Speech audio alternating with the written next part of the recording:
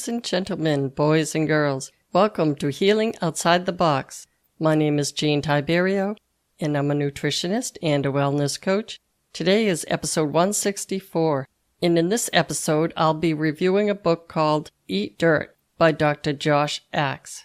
Now, you may be familiar with the name Dr. Axe from his YouTube videos, and as you may have guessed if you've seen some of these videos, he promises remedies like reversing wrinkles, removing age spots, getting thicker hair naturally, etc. So you might be thinking with his new book called Eat Dirt or Eat Dirt that there is going to be a lot of hype and not a lot of substance. Well, yes and no. And if you're familiar with me, you might be familiar with that answer or similar answers to complicated questions.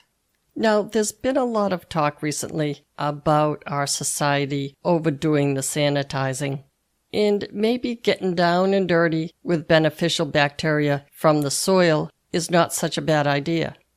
So that perhaps a book like Eat Dirt, you might think would just be saying, let's not over-sanitize. But unfortunately, when he says eat dirt, he literally means eat dirt.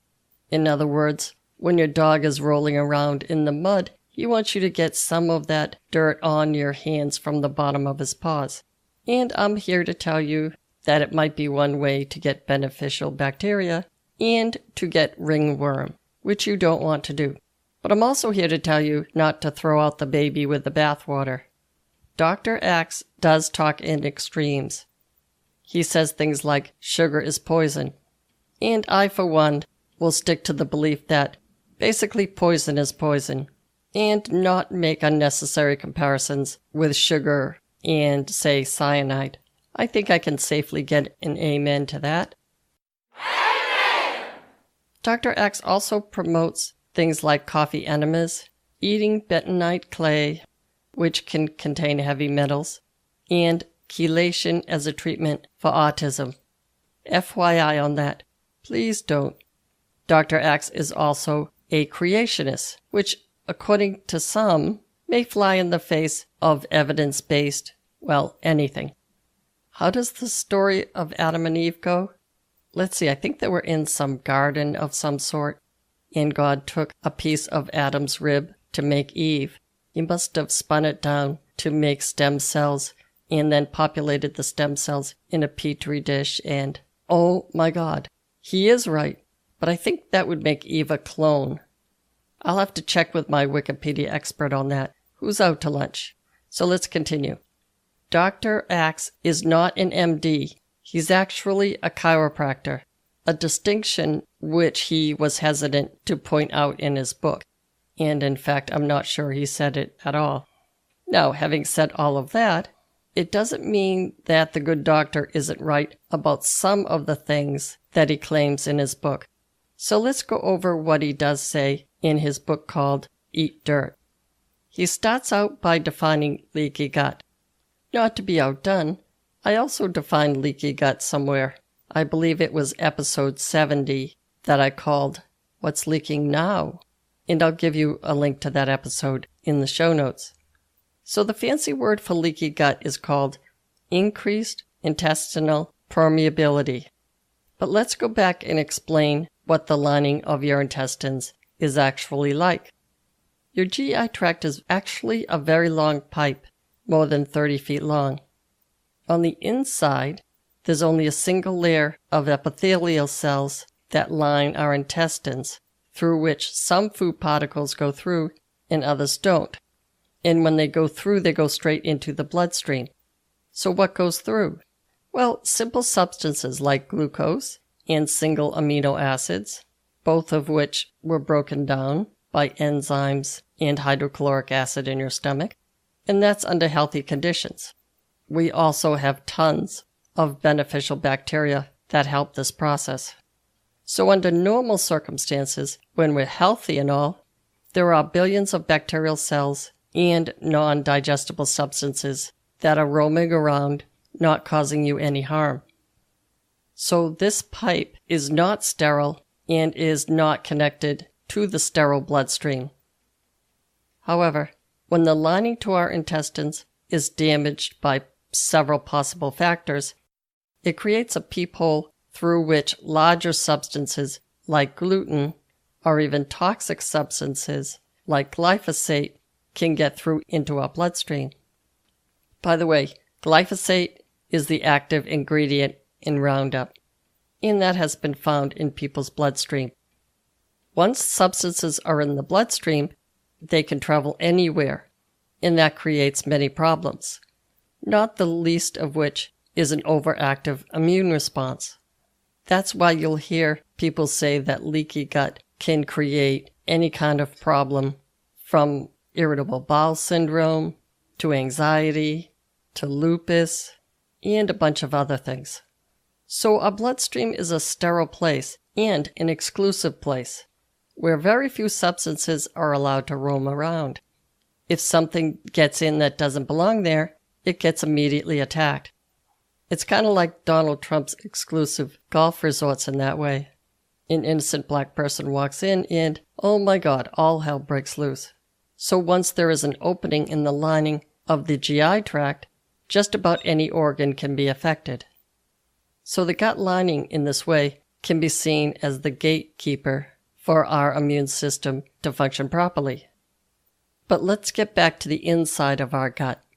And Dr. Axe talks about this quite a bit.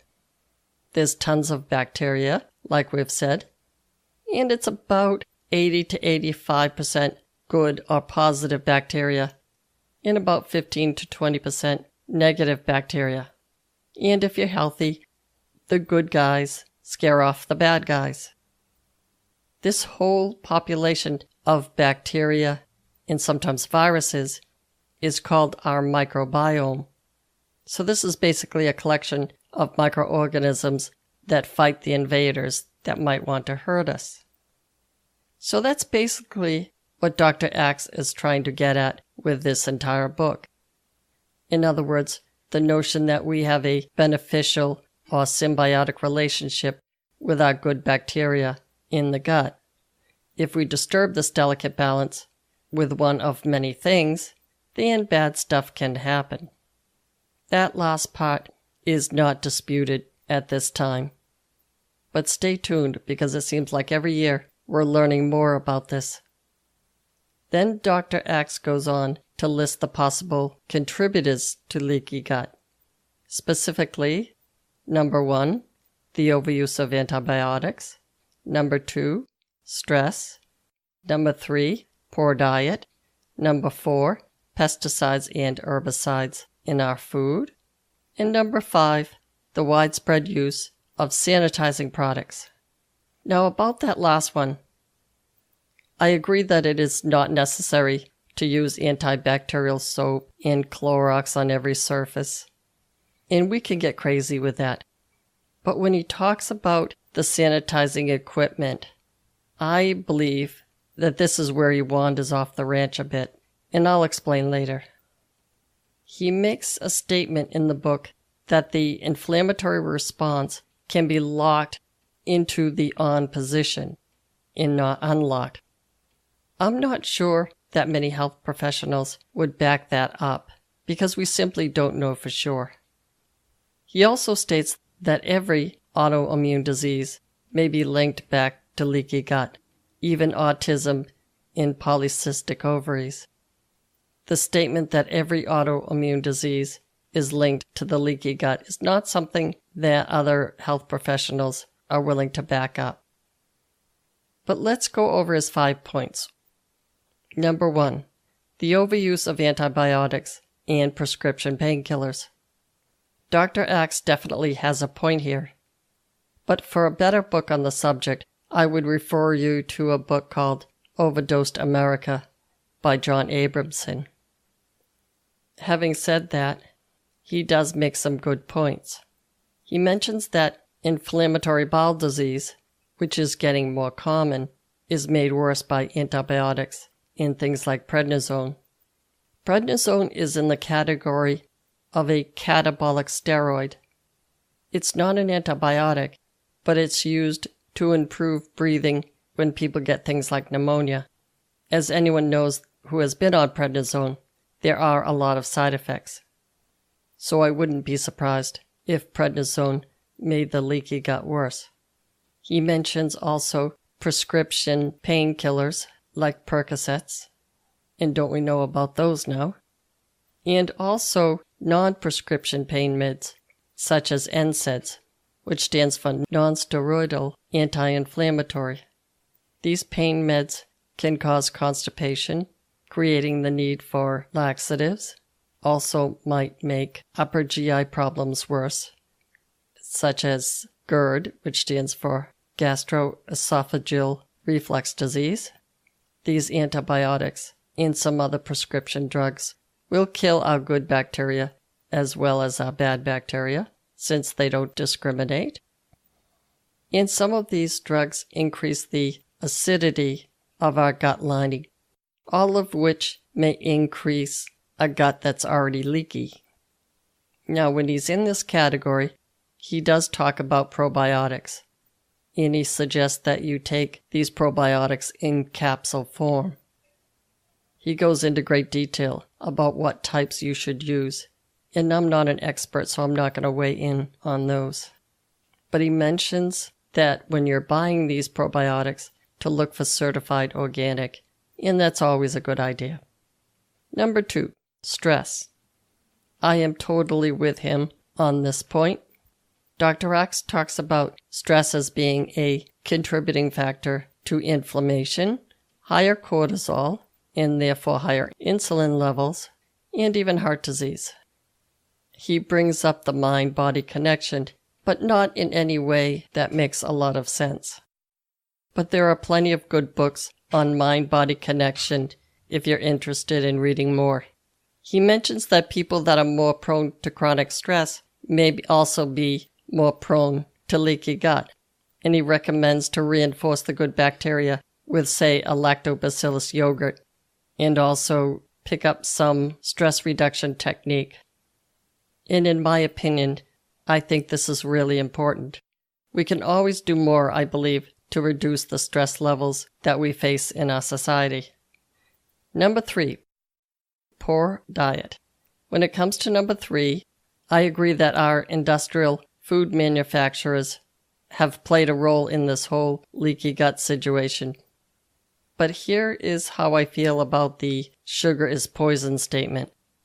I don't necessarily agree with the philosophy that we need to scare the bejeebies out of people in order to help them make changes in their eating behavior. Having said that, I agree that excessive sugar in our diet is a contributing factor with this whole leaky gut mess. But contributing to what? And that's the question. To obesity? Absolutely. But is it causing our leaky gut? I just don't know. Of course, once we have the leaky gut, things like high fructose corn syrup can get through. As for food additives, I agree that we need to cut down on the food additives in our food supply. And this can be consumer driven. In other words, if we don't eat it, they won't make it. He mentions in the book that there are 80,000 potential toxins, like, say, household cleaners and Roundup.